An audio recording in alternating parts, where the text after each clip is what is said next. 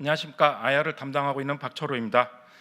바쁘신 가운데 신한금융지주회사의 2024년도 두 번째 분기 실적 발표에 참석해 주신 여러분들께 감사 말씀드립니다.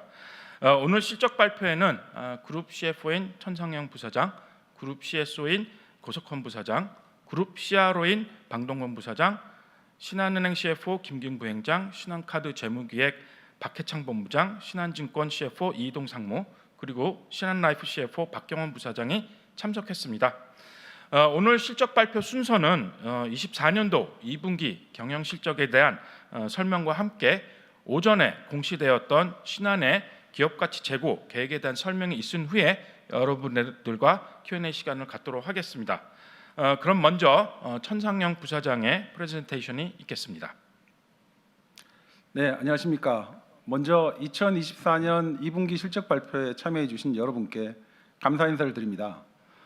자료 5페이지 실적 하이라이트부터 설명드리겠습니다. 24년 2분기 당사는 적극적인 잠재 손실 충당에도 불구하고 전 분기 일회성 요인 소멸과 함께 탑라인이 성장하며 1조 4,255억 원의 당기순이익을 시현하였습니다.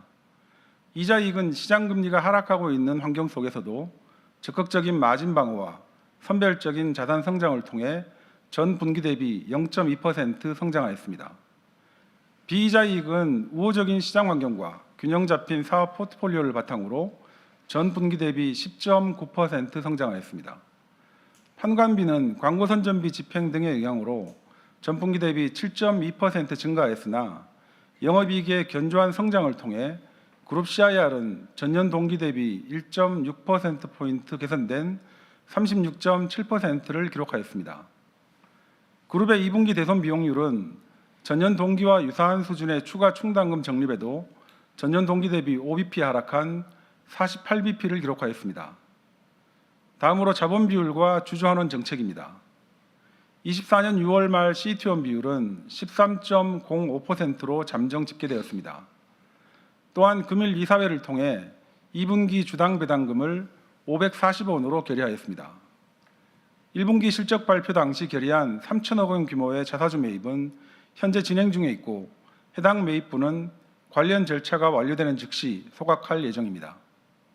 앞으로도 당사는 튼튼한 재무 안정성을 기반으로 자본 관련 규제 변화에 유연하게 대응함과 동시에 효율적인 자본 비율 관리를 통해 적극적인 주주환원 정책을 이어나가겠습니다.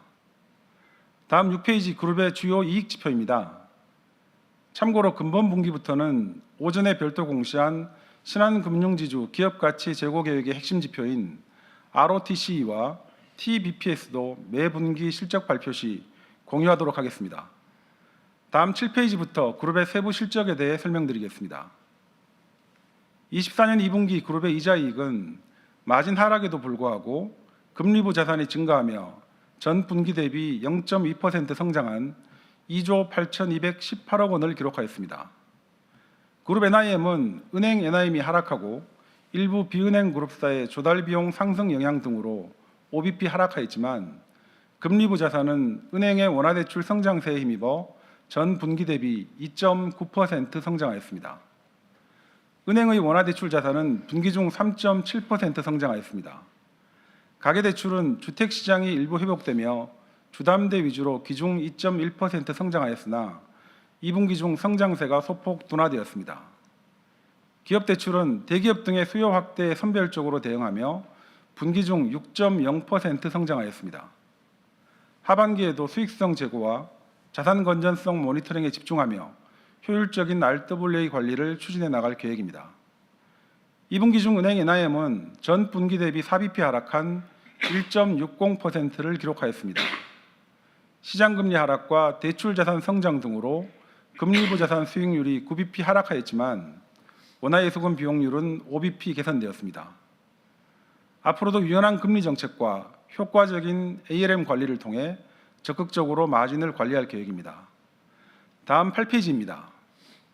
비이자이익은 전 분기 대비 10.9% 증가한 1조 1,121억 원을 시현하였습니다. 먼저 유가증권 관련 이익은 우호적인 시장 환경과 전 분기에 인식한 해외 대체 투자 관련 손상인식 기저효과를 통해 전 분기 대비 21.6% 성장하였습니다. 수수료 이익은 신용카드와 IB 부분 관련 이익을 중심으로 전 분기 대비 1.8% 증가했습니다.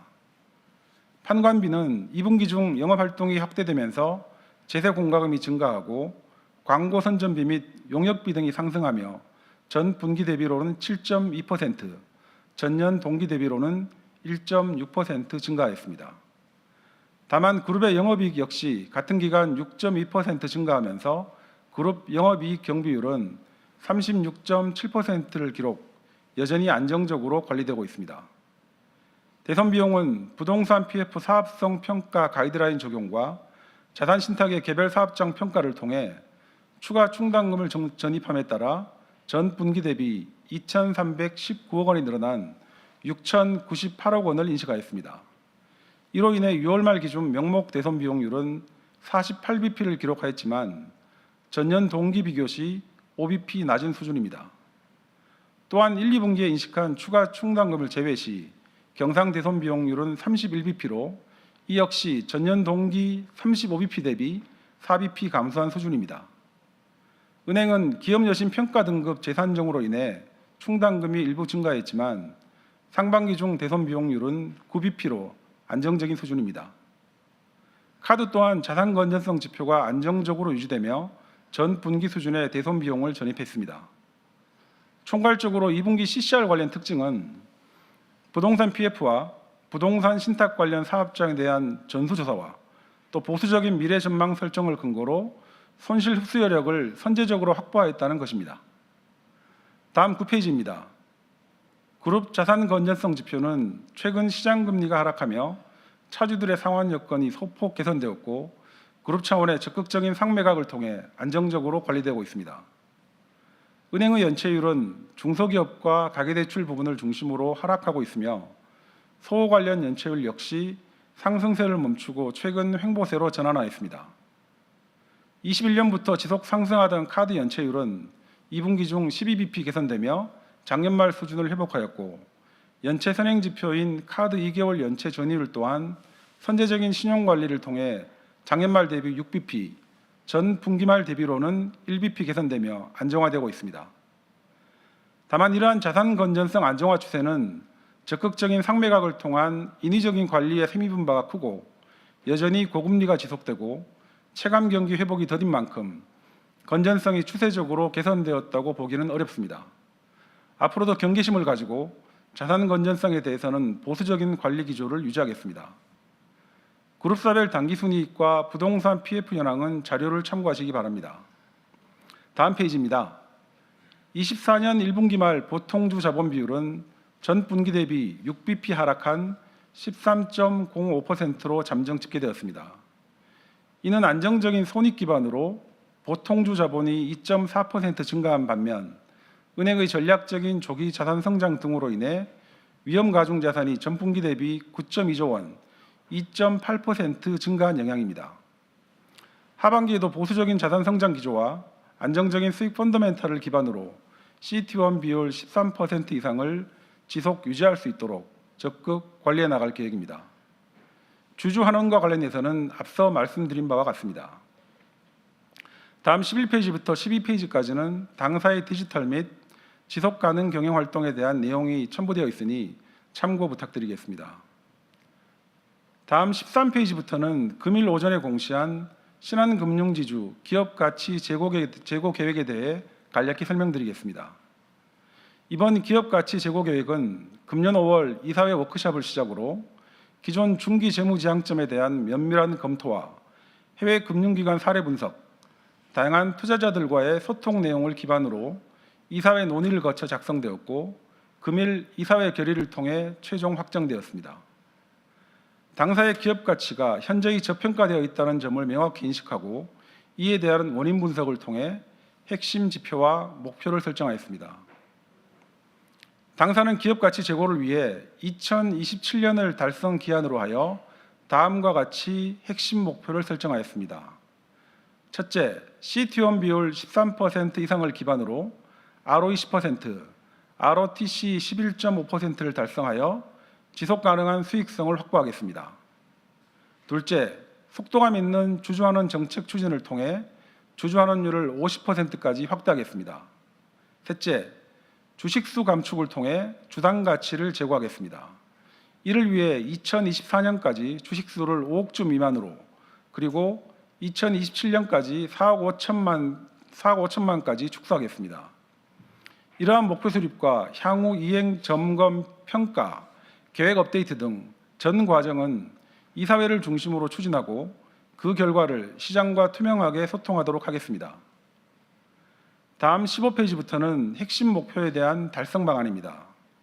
첫 번째는 PBR과 ROE 로직 트리입니다. 기업 가치 제고 계획 중 가장 근본적이고 중요한 과제는 ROE로 대변되는 지속 가능한 수익성 제고입니다. 이를 위해 ROA와 레버리지를 개선하기 위한 세부 과제와 계획을 수립하고 지속적으로 추진해 나가겠습니다. 16페이지 말씀드리겠습니다. 16페이지 두 번째로 ROTC와 ROC의 밸류체인을 구축하여 실행력을 강화하겠습니다. 수익성 강화와 안정적인 CET1 기반을 유지하기 위해 자회사별 ROC 관리, 즉 자본 효율성 기반 수익성 관리 체계를 마련하고 그룹 자본 배분의 효율성 향상을 위해 RWA 관리와 효율적인 자본 배분을 중점 과제로 추진하겠습니다. 또한 이에 대한 실행력 강화를 위해 이미 평가, 보상 지표로 운영하고 있는 ROE, ROTC, ROC와 TSR 등 주주가치 관련한 지표 역시 회사와 경영진의 평가, 보상에 더욱더 밀착 반영할 예정입니다. 17페이지는 마지막 달성 방안으로 일관되고 속도감 있는 주주환원 정책입니다. 기존의 주주환원 정책을 일관되게 추진함과 동시에 앞서 말씀드린 바와 같이 2027년까지 주주환원율을 50%까지 확대하고 주식수는 4억 5천만 주 미만으로 감축하겠습니다. 또한 PBR 개선 단계에 따라 자사주 매입 소각과 DPS 확대, 총 현금 배당 규모 또는 배당 성향의 상향, 내부 위보 결정 등 다양한 옵션의 조합을 통해 탄력적인 주주환원 정책을 펼쳐나갈 계획입니다. 이에 더해 2025년부터는 DPS 유지 또는 확대 외에 주식수 감소 효과를 감안하여 총 배당 규모 역시 매년 확대하도록 하겠습니다.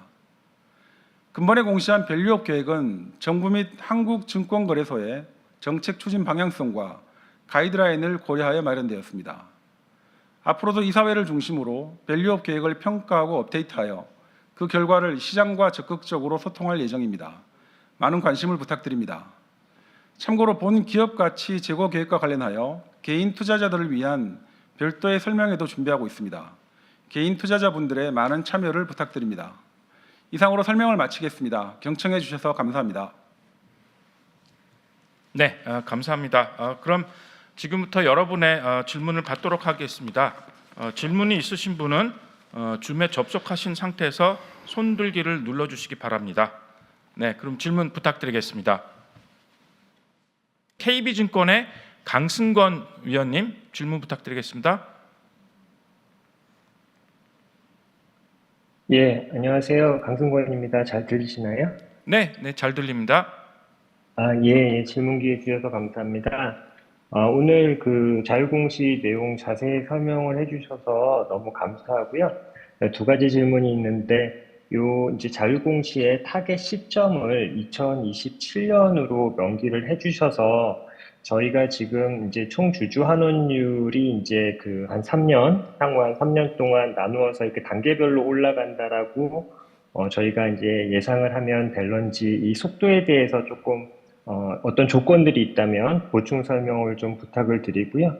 두 번째로는 그 자회사별로 그 ROTC랑 ROC 설명을 해주셨는데 결국에는 저희가 이제 RWA 기준으로 이제 자본을 갖다가 각 회사별로 배분을 해서 그 배분된 RWA 기준으로 성과 평가를 한다라는 것을 의미하는지 이와 관련된 것도 조금 추가 설명 부탁드리겠습니다.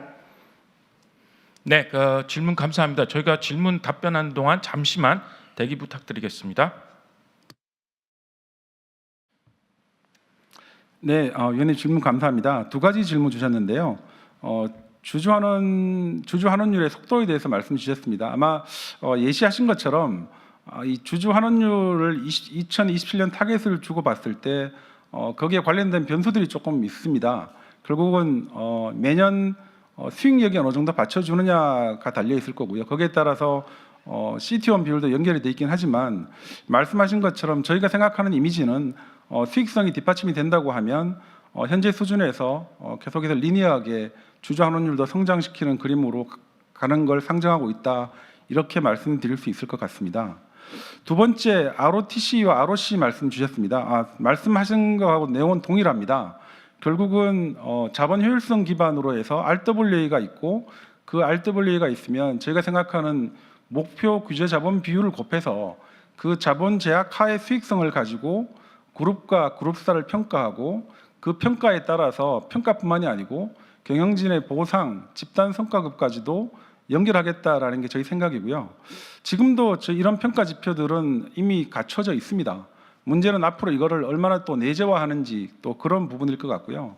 향후에 저희들이 이 ROE 개선이라든지 자본 효율성 개선을 위해서는 현재 있는 평가 지표 외에도 매년 저희들이 경영기획 수립시나 평가 지표를 설정할 때 조금 더 보강할 부분이 있으면 보강하고, 그런 부분을 계속해서 더 강화해 나가도록 하겠습니다. 이상입니다. 네, 답변 감사합니다.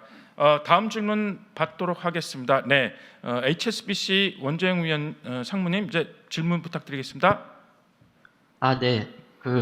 어려운 상황에서도 좋은 실적 내주시고, 그다음에 주주가치 위해서 이렇게 진지하게 재고 방안 말씀해 주셔서 너무 감사합니다. 두 가지 질문이 있는데요. 첫 번째는 이제 저희 타겟 ROE하고, 그다음에 2027년까지 이제 50%까지 추진하겠다 이렇게 말씀해 주셨는데, 저희 그 과정 속에서 CET1은 지금 계속 이게 올라가는 걸로 예상을 하시는 건지, 아니면 저희가 그냥 13% 이상을 유지를 하고 있더라도 이러한 주주 환원 정책이 좀 가능한 건지가 좀 궁금합니다. 시기가 짧고, 그 다음에 이게 금액 자체나 이런 것이 상당히 좀 시장에서 기대했던 만큼의 이런 공시기 때문에 그런 것들이 좀 현실적으로 CET1을 유지하면서 갈 수가 있는지, 그 높낮이에 따라서 좀 가능한 건지, 그거를 좀 여쭤보려는 취지였고요. 그 다음에 두 번째는 최근에 또 정부에서 이제 부동산 관련해서 5월에 그 연착륙 방안 말고도 또 이제 지침이 내려가가지고 추가적으로 더 쌓을 거 있으면 신속하게 쌓아라 이렇게 계속 얘기를 하고 있는데, 혹시 저희가 앞으로도 더 추가적으로 2분기 말고도 충당금이나 이런 걸 쌓을 게 있는지랑, 그 다음에 최근에 이제 책임준공 사업장에 대한 그런 노이즈들이 좀 나오고 있는데, 저희의 책임준공 사업장의 그 익스포저와 그 다음에 충당금 그리고 관리는 어떻게 되고 있는지가 좀 궁금합니다. 네, 질문 감사합니다. 저희 질문 답변 준비한 동안 잠시만 기다려 주십시오.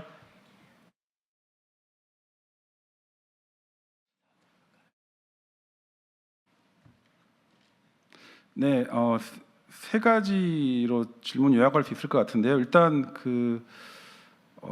ROE와 저희 기업 가치 제고 계획 관련해서 CET1 비율에 대한 어떤 이미지를 좀 질문 주셨는데요. 제가 말씀드린 것처럼 CET1 비율은 계속해서 올리겠다는 것보다는 13% 이상을 유지하겠다라는 계획을 만들었습니다. 그래서 계속해서 올려가겠다는 것보다는 제가 기존에 말씀드린 것처럼 13% 그리고 일부의 버퍼를 고려한 그 정도 수준을 감안해서 초과되는 부분에 대해서 주주환원을 사용하겠다라고 말씀드렸기 때문에 CET1 비율의 이미지는 우상향이 된다는 구조보다는 13% 이상을 계속해서 유지해 관리하겠다라는 식으로 이해하시면 좋을 것 같습니다. 그다음 두 번째, 저희 이제 부동산 PF 관련을 말씀하셨는데요. 이번에 저희가 이제 그 상반기 2분기 결산하면서 가장 큰 특징이 부동산 금융 관련 여러 가지 잠재 손실이라든지 미래 어떤 손실 흡수 여력을 조금 과감하게 흡수했다라는 걸로 말씀드릴 수 있을 것 같습니다. 그래서 저희 2분기에 나온 부동산 PF 사업성 평가에 대해서는 저희 그룹사 전체에 대해서 다 적용을 했기 때문에 현재까지 반영할 수 있는 부분은 충분히 보수적으로 반영했다라고 우선 말씀드려야 될 것 같고요. 향후에 물론 이제 또 새로운 정책이 나온다고 하면 거기에 따라서 또 저희들이 반영할 부분을 반영해야겠지만 현재까지는 충분히 그 부분은 현재 수준에서는 충분히 정립했다라는 말씀을 또 드리겠습니다. 그 다음에 저희 그 부동산 신탁, 신한 자산 신탁에 대해서 말씀하셨는데요. 이번에 저희가 신한자산신탁에 대해서 상당히 많은 충당금을 적립을 했습니다. 뭐 말씀하신 것처럼 지금 부동산 경기 악화가 책임준공형 신탁, 책준 신탁을 제공하고 있는 부동산 신탁 회사까지 크게 전이되고 있는 상황이기 때문에 이번에 2분기 결산을 통해서 개별 사업장에 대해서 전체 전수조사를 했습니다. 그래서 사업 진척도 개별 위험도를 분석해서 지금 현재 개정대가 나가 있는 것뿐만이 아니고 현재 개정대가 나가 있지 않지만 잠재 위험이 되는 사업장까지 다 선별을 해서 거기에 대해서도 충분히 충당금을 인식을 했습니다. 그래서 2분기 기준으로 1,827억 원을 충당금을 추가로 적립했습니다. 이 전체적으로 말씀드리면 현재 책준 사업장에 대한 전체 충당금 잔액은 2,696억 원이 적립돼 있습니다. 저희가 내부적으로 위험 사업장으로 분류된 사업장에 투입된 개정대 잔액에 대비해서는 113.5%의 충당금을 적립했고요. 그리고 지금 현재 들어가 있는 총 개정대 투입 잔액 대비해서는 83.4%의 충당금을 적립했다라고 말씀드리겠습니다. 따라서 저희가 판단할 때는 경상적으로 저희들이 여러 사업장에서 경상적으로 발생할 수 있는 여러 가지 리스크 요인들에 따라서 조금 더 발생할 수 있겠지만 커다란 불확실성은 상당 부분 제거되었다라고 보는 게 맞을 것 같고요. 물론 앞으로도 저희가 결산하는 과정에서 추가적으로 손실 흡수할 부분이 있다고 하면 매 분기 결산할 때마다 적극적으로 반영할 수 있도록 그렇게 준비하겠습니다. 이어서 저희 CRO께서 좀 보충 설명을 드리겠습니다. 네, CRO 박문권입니다. 부동산 PF 관련 충당금에 대해서 조금만 좀 부연 설명드리겠습니다. 저희가 이번에 금액이 좀 늘어난 이유는 아시다시피 원래 사업성 평가 기준이 연체 중이거나 아니면 3회 이상 연장한 그런 사업장에 대해서 새로운 사업성 평가 기준을 적용하도록 돼 있었는데 저희 그룹은 그 이외에 모든 사업장에 대해서 새로운 사업성 평가 기준을 적용하여 충당금을 적립했고 또 NPL로도 분류를 해서 이번에 조금 영향이 좀 컸던 걸로 이해해 주시면 되겠습니다. 예, 감사합니다. 네, 답변 감사합니다. 다음 질문 받겠습니다. 다음 질문은 시티증권의 이미선 위원입니다. 질문 부탁드리겠습니다.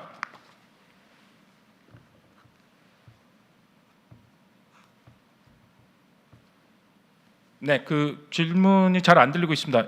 음소거 부탁드립니다. 안녕하세요. 시티증권 이미선입니다. 들리실까요? 네, 잘 들립니다. 네. 좋은 실적과 밸류업 계획을 발표해 주셔서 감사합니다.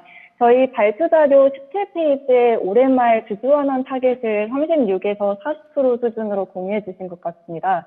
작년 수준이 36%인 걸 감안하면 올해도 36%의 가능성도 열어두고 계신 걸로 이해하면 될지, 적정 수준은 어느 정도로 보고 계신지, 점진적 향상의 속도와 진행 방향에 대해 그리고 올해 전망과 함께 조금 더 자세히 부탁드리겠습니다. 감사합니다.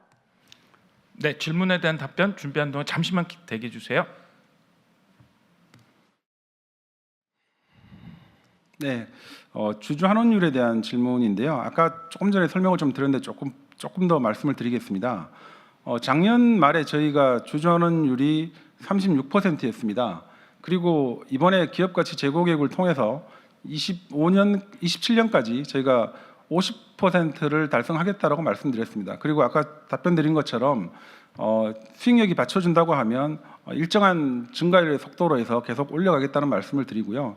아마 올 연말 같은 경우는 당연히 작년 36%보다는 더 올라갈 거라고 저는 생각을 하고 있습니다. 그래서 아마 최소한 30% 후반대는 되지 않을 거라고 생각하고 있고요. 대신 저희가 말씀드리고 싶은 건 이미 저희가 27년까지의 명확한 로드맵을 말씀드렸습니다. 그래서 올해 말에 얼마가 되느냐 이런 부분보다는 저희가 27년까지의 목표를 가지고 꾸준하게 이행한다는 부분을 좀 신뢰해 주시고 그런 부분에서 조금 바라봐 줬으면 좋겠습니다. 감사합니다. 네, 답변 감사합니다. 그럼 다음 질문 받도록 하겠습니다. 다음 질문은 NH투자증권의 정준섭 위원입니다. 정준섭 위원님 질문 부탁드립니다. 네, 안녕하십니까. NH투자증권 정준섭입니다. 질문 기회 주셔서 감사드립니다. 이제 저도 두 가지 질문이 있는데요. 첫 번째는 이제 조금 전에 말씀 주셨던 이제 2027년까지 이제 기업가치 제고 주주환원 방향이 있는데, 목표하신 이제 ROE가 이제 그때까지 달성이 되고 또 주주환원율도 단계적으로 상승을 한다라고 가정을 하게 되면은 아마 2027년에는 대략적으로 계산하면은 지금의 주주환원 규모보다 거의 한 2배 가까이 증가할 것 같다라는 생각이 듭니다. 그렇게 되면 이제 목표로 하신 이제 자사주 매입 소각 규모보다 사실 더 소각을 해야 될 수 있을 텐데 혹시 그때까지 뭐 PBR이 0.8이 만약에 안 된다라고 하면은 자사주를 그 이상으로 목표하신 수준 이상으로도 소각하실 계획이 있으신지 아니면은 배당 쪽을 조금 더 힘을 주실 생각인지 여기에 대해서 조금 더 이제 부연 설명을 부탁드리고요. 두 번째는 이제 올해 상반기 대출 성장도 좀 있었고 이제 NIM도 조금 하락을 했는데 하반기 이제 대출 성장과 NIM에 대해서는 어느 정도로 이제 접근해도 될지 좀 가이드라인 부탁드리겠습니다. 네, 저희가 질문 답변 준비하는 동안 잠시만 기다려 주십시오.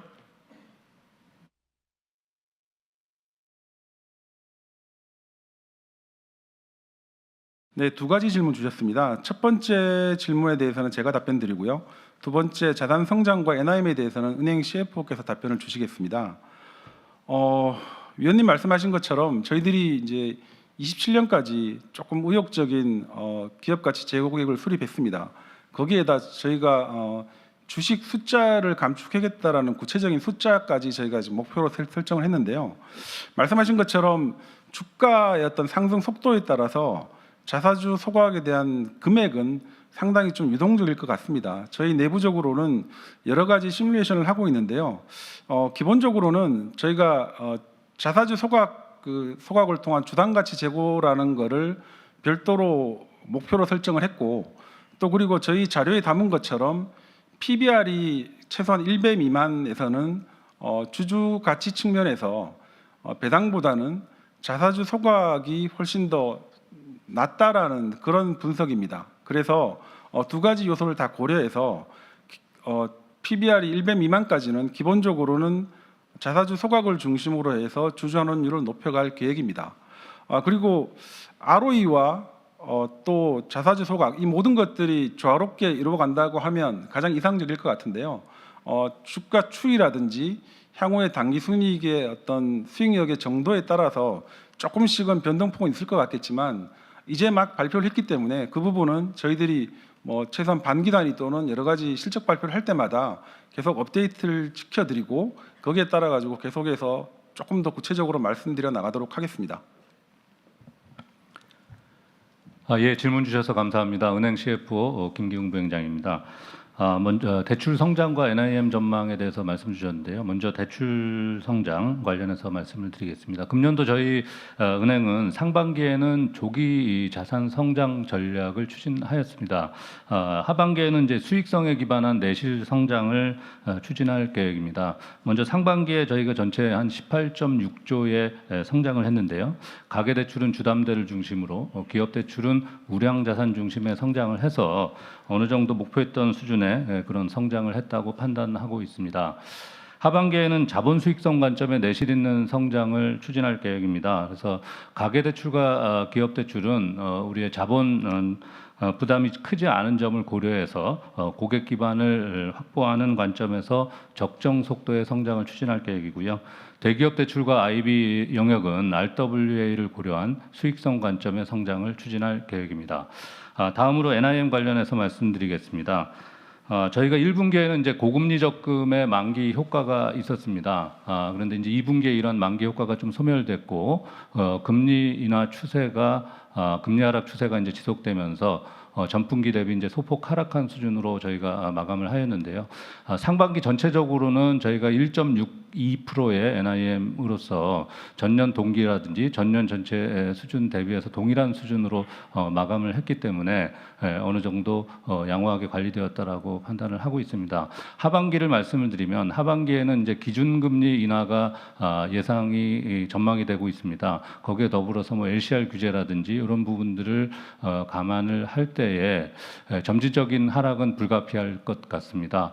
다만 저희가 이제 조달 비용률 관리를 좀 강화하고 있는데 이러한 부분들을 강화해 나가면서 조달 시기 등을 적절하게 저희가 대응을 해 나간다라고 하면 당초 말씀드린 대로 연간 NIM은 저희가 계획한 범위 내에서 전년 대비 소폭 하락하는 수준으로 관리될 수 있을 것으로 예상하고 있습니다. 이상 답변드렸습니다. 네, 답변 감사합니다. 네, 지금 다음 질문 받도록 하겠습니다. 현재 네, 질문 대기자가 없는데요. 잠시 기다리도록 하겠습니다. 네, 하나증권 김도하 위원님 질문 부탁드리겠습니다. 네, 질문 기회 주셔서 감사합니다. 지금 어떻게 조금 매끄럽게 질문을 드릴 수 있을지 고민을 하고 있었는데요.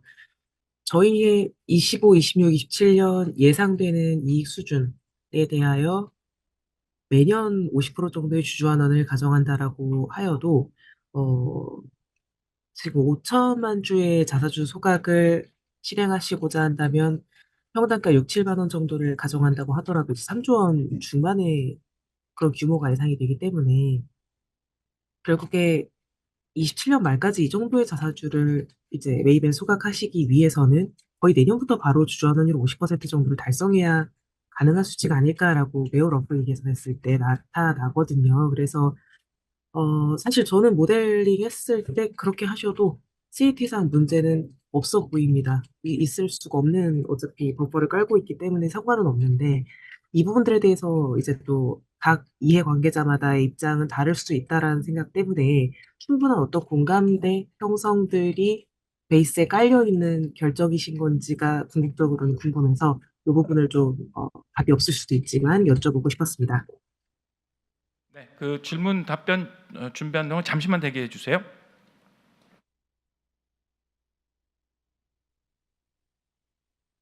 네, 위원님 질문 감사합니다.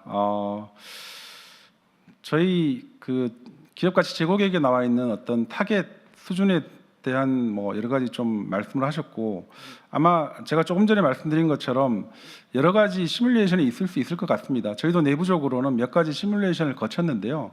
분명히 저희가 수익력이 뒷받침되고 좀 우상향 구조로 안정적으로 갈 수 있다고 하면 저희가 생각하는 타겟까지 갈 수 있다라고 저는 일단은 생각을 하고 있는데요. 당연히 그 과정에서 자사주의 소각 규모는 지금보다는 상당 규모로 커지는 것은 뭐 당연히 불가피할 것 같고요. 그 과정에서 아까 이해관계자를 말씀하셨는데 뭐 어디까지 말씀드려야 될지 모르겠지만 저희 내부에서 이사회를 통해서 내부에서는 충분한 공감대를 만들었고요. 또 큰 원칙에 대해서 저희들이 자본 비율 13%에 대해서는 지키겠다라는 분명한 또 기준점이 있기 때문에 뭐 저희가 생각하는 여러 가지 감독 당국 이슈라든지 이런 부분에 대해서는 큰 무리가 없지 않나라는 생각을 일단 하고 있고요. 어쨌건 저희가 이제 막 발표를 하고 지켜나가는 과정이기 때문에 아까 말씀드린 것처럼 저희들이 쭉 이행하면서 조금 더 구체적으로 중간중간 점검 결과를 말씀드리도록 하겠습니다. 네, 감사합니다. 네, 답변 감사합니다. 다음 질문은 JP모간의 조지현 상무님 질문 있으십니다. 조지현 상무님 질문 부탁드립니다. 안녕하세요. 질문 기회 감사드립니다. 저도 두 가지 질문이 있는데요. 첫 번째는 자료 주신 거 9페이지 보면 저희가 전분기 대비했을 때 PF 브릿지론 익스포저가 좀 증가한 것으로 보여서 전반적으로 이제 좀 축소시키는 이제 인더스트리 와이드 분위기인 것 같은데 이게 좀 늘어난 이유를 설명해 주시면 감사할 것 같습니다. 그리고 전체 이제 PF 대비했을 때 저희 충당금 수준이 몇 퍼센트 수준인지 좀 말씀 부탁드리고요. 저희가 항상 그 배송 비용 가이던스를 주실 때 경상 기준으로 주신다고 해서 저희 숫자보다 굉장히 낮은 대손 비용 전망을 받고 있어서 회사가 생각하시는 명목과 경상 올해 예상되는 수준을 말씀해 주시면 참고가 되겠습니다. 다른 질문은 지금 이제 주주 환원 관련해서 DPS는 이제 균등하게 지급하시되 소각 이제 자사주 소각 규모 그리고 이제 뭐 차등 금액, 배당 금액 지급도 고려하신다 이런 이제 문구들이 있어서 약간 좀 헷갈려서 여쭤보는데요. 저희가 이제까지는 분기별로 DPS를 균등하게 지급하는 게 정책이셨던 걸로 알고 있는데, 자사주가 분기별로 좀 줄어드는 거를 감안을 하면은 이 연도 같은 캘린더 연도 내에서 DPS가 증가하는 것도 저희가 뭐 예상이 가능한 건지, 이게 DPS가 균등인 거가 원칙인 건지, 아니면은 금액도 늘어날 수 있고 자사주 매입 소각 규모가 늘어나면서 DPS가 계속 상향되는 흐름인 건지 말씀 부탁드립니다. 네, 질문 감사합니다. 잠시 저희 답변 준비하는 동안 기다려 주시기 바랍니다.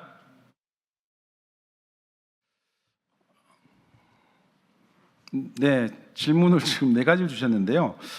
PF가 증가한 이유 첫 번째, 그다음 두 번째가 PF 전체 자산에 대한 충당금에 대한 부분하고, 세 번째가 대손율 가이던스 주셨고요. 네 번째가 저희 DPS 관련 얘기를 주신 것 같습니다. 거꾸로 제가 맨 마지막 질문에 대해서부터 제가 먼저 말씀드리고 나머지 질문들에 대해서는 저희 CRO께서 한번 답변을 드리겠습니다. DPS와 배당에 대해서는 조금 혼선이 있는 것 같은데요. 분기 균등 배당은 동일합니다. 대신에 저희가 조금 추가로 말씀드렸던 부분은 자칫 주식 소각을 조금 적극적으로 하다 보면 분기 배당 균등 배당을 분기 배당 DPS는 증가하는 반면에 배당 총액은 혹시라도 정체하거나 감소할 수 있기 때문에 두 가지를 다 고려해서 분기 균등 배당으로 해서 DPS도 증가시켜 가되 배당 총액도 감소하지 않게끔 하겠다라는 그런 말씀이었고요. 그다음에 대선 비용률 가이던스에 대해서 조금 말씀드리겠습니다. 저희가 1분기에도 좀 유사한 수준으로 말씀드렸는데요. 저희들이 지금 있는 명목 대선 비용률이 지금 48bp이고요. 그다음에 경상 대선 비용률이 31bp입니다. 저희가 지금 올 2분기까지 부동산 PF 관련해서 자산 신탁이라든지 캐피탈이라든지 저희 그 부동산 관련 그룹사들의 충당금을 적극적으로 적립했기 때문에 하반기는 조금 그런 비경상 요인은 좀 줄어들고 경상적인 어떤 충당금이 조금 더 늘어난다라고 그렇게 가정을 했을 때 저희 내부적으로는 전체적인 대선 비용률 수준을 올 한 해 기준으로 해서 한 45bp 이 정도 전후에서 관리할 수 있지 않을까라고 조심스럽게 전망하고 있습니다. 나머지는 저희 CRO께서 추가 답변 드리겠습니다. 네, 그룹 CRO 박명고입니다.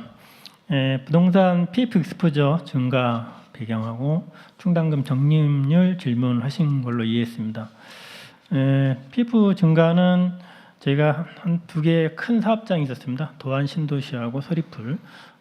이게 아마 합쳐서 거의 한 1조 가까이 됐기 때문에 이 부분이 늘어난 걸로 이해해 주시면 될 것 같고요.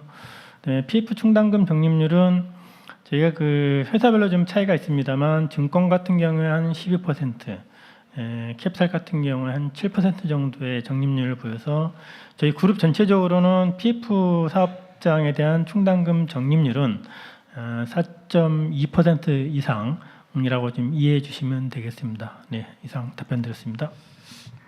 그리고 아까 질문 주신 것 중에서 CCR 경상과 명목을 두 가지 말씀하셨는데요.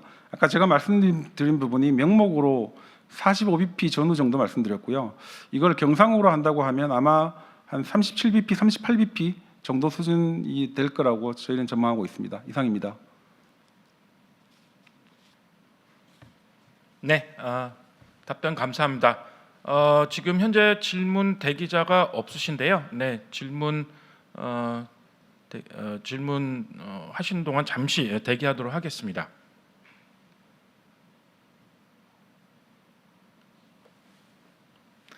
질문 있으시면 줌에 접속하신 상태에서 손들기 부탁드리겠습니다.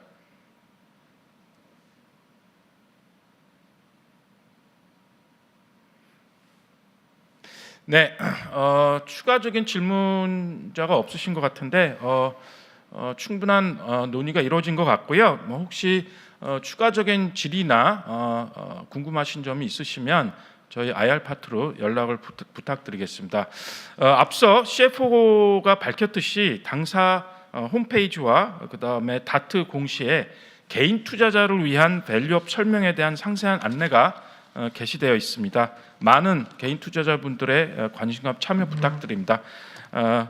이상 그 24년도 2분기 실적 발표 마치도록 하겠습니다. 오늘 좀 방송 중간에 방송이 좀 매끄럽지 못했던 점 사과 말씀드리고 앞으로 주주 및 투자자 여러분 가치 제고를 위해서 지속 노력하는 모습 이어가도록 하겠습니다. 감사합니다.